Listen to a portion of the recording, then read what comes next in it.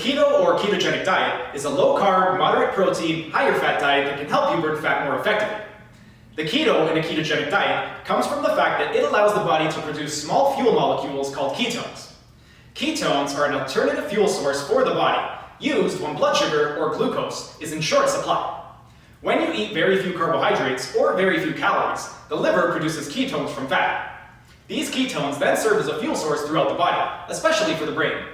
The brain is a hungry organ that consumes lots of energy every day, and it can't run on fat directly. It can only run on glucose or ketones. On a ketogenic diet, your entire body switches its fuel supply to run mostly on fat, burning fat 24/7. When insulin levels become very low, fat burning can increase dramatically, and it becomes easier to access your fat stores to burn them off.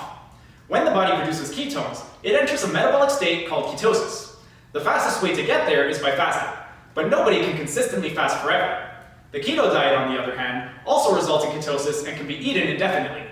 It has many of the benefits of fasting, including weight loss, without having to fast long term.